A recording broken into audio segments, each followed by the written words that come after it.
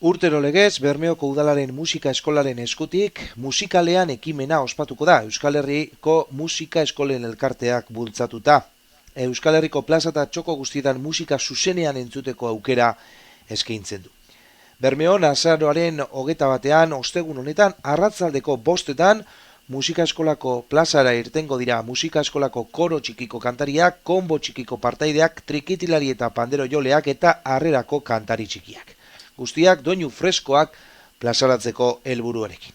Entzuleria ere kantuan jarriko dute. Musika eskolatik herritarrei gonbidapena luzatzen zaie.